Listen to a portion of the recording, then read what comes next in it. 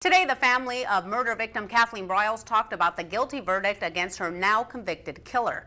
This comes only one day after their most gut-wrenching hours in court. SNN local news reporter Jim Spiewak has more on the family's emotional sigh of relief from the sight of Kathleen Briles' grave. Well, it was in this courthouse behind me where Delmer Smith was convicted of killing Kathleen Briles, and while still very emotional, the Briles family spoke out today on the guilty verdict. With 3 generations of family members standing by his side, James Briles spoke publicly for the first time on the guilty verdict of Delmer Smith, who murdered his wife Kathleen in 2009. It was just, it was certainly deserved.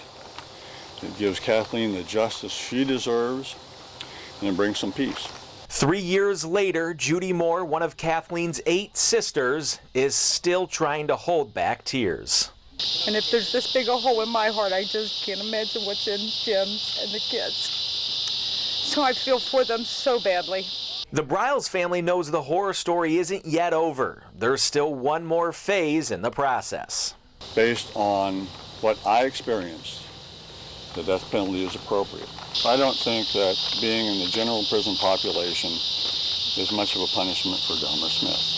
Many other victims have yet to get closure at the suspected actions of Delmer Smith, as he's named in at least 11 other home invasion cases and the murder of another woman. There are other victims out there who may never get a chance to have their day in court, and I'd like to have them consider this a victory for them as well. A guilty verdict, never a consolation for the loss of a life, but for the Briles, it's one step closer to vindicating the loss of an innocent wife, mother, sister, and friend. The acute grief is just so horrendous. You know, it just squeezes down on you and it takes the life out of you. That's all gone.